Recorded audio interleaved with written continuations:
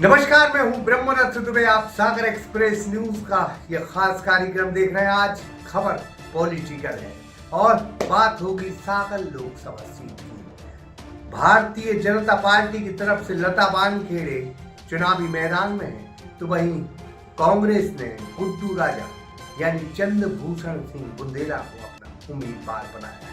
इन तमाम चीजों के बीच में भारतीय जनता पार्टी इसे गढ़ मानती है और कहती है कि मोदी का ये डायलॉग है कि 400 पार जाएंगे। लेकिन हम सागर संसदीय क्षेत्र का अगर अंक गलत बताएं तो यहाँ बाहुल्य वोट में है ठाकुर दांगी वोट, यहाँ एससी वोट भी अच्छा खासा है, आदिवासी वोट भी है, मुस्लिम वोट भी है और पटेल वोट भी है, साथ में ब्राह्मण वोट भी है। इन तमाम चीजों के बीच में अगर हम किसी पार्टी का परंपरागत वोट देखें तो फिर यहाँ भारतीय जनता पार्टी मुश्किलों में दिख रही है। वजह साफ है, जो ठाकुर वोट है क्या वो भारतीय जनता पार्टी की तरफ रुख करेगा या फिर बगावत के मूड में है।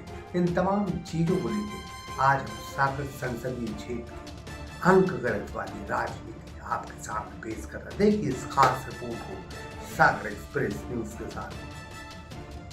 क्या कांग्रेस को पूरे देश में कमजोर समझकर भारतीय जनता पार्टी बड़ी भूल कर रही है? जनता से बिना पूछे मोदी जी ने डायलॉग दे दिया कि अब की बार 400 पार। हर कार्यकर्ता के जुबान पर एक ही डायलॉग है कि अब की बार 400 पार। अब भाई वोट तो जनता को देना है, जनता कुछ नहीं कह रही, लेकिन भारतीय जनता पार्टी के नेता कह रहे हैं कि अब की बार 400 पार। मोदी के प्रत्याशी, मोदी के नेता बस यही कहते हैं कि जीतना तो तय है, लेकिन हम यह देखने वाले हैं कि जीत 5 लाख से होती है या 6 लाख से। यह भाजपा का घमंड तो नहीं बोल रहा, घमंड में शायद जनता की आवाज नहीं सुनाई देती। जनता क्या बोल रही है? शायद भाजपा को सुनाई नहीं दे रहा। महंगाई की समस्या है, बेरोजगारी की समस्या है और लोग परेशान हैं। जातिवाद का खेल चरम पर है, हर चीज अपने चरम पर है। उसके बाद कहते हैं मोदी राज में सब कुछ है। उसके बाद भी यह कहा जाता है कि मोदी राज में सब खुश है। आज हम बात करेंगे मध्य प्रदेश के सागर लोकसभा की, जो भारतीय जनता पार्टी का गढ़ है। यह 7 बार से लगातार भारतीय जनता पार्टी के कब्जे में यह सीट रही है। 4 बार वीरेंद्र खटीक जो केंद्रीय मंत्री हैं, जो 1996 से लेकर 2004 तक 4 बार चुनाव जीते। 2009 में भूपेंद्र सिंह चुनाव जीते, 2014 में लक्ष्मी नारायण यादव चुनाव जीते, 2019 में राज बहादुर सिंह ठाकुर यहाँ से सांसद हैं, जिनका टिकट काटकर अब लता वानखेड़े को भारतीय जनता पार्टी ने उम्मीदवार बनाया है। यानी लगातार 28 सालों से भाजपा का सीट पर कब्जा है, लेकिन इस बार लड़ाई भीषण है। भारतीय जनता पार्टी ने लता वानखेड़े को अपना उम्मीदवार बनाया है, जो महिला आयोग की अध्यक्ष भी रह चुकी हैं। वहीं कांग्रेस ने गुड्डू राजा और चंद्रभूषण सिंह बुंदेला को अपना उम्मीदवार बनाया है। जातिगत अगर बात की जाए तो लड़ाई कुर्मी वर्सेस ठाकुर की है।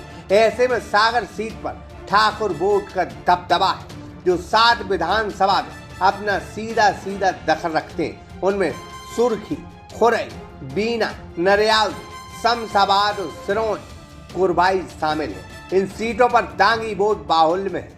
वहीं यादव वोट का भी अच्छा खासा प्रभाव है। वहीं एससी वोट सभी विधानसभाओं में अहम है, जो कांग्रेस का वोट बैंक माना जाता है। इसके साथ मुस्लिम भी इस लोकसभा में निर्णायक वोट है।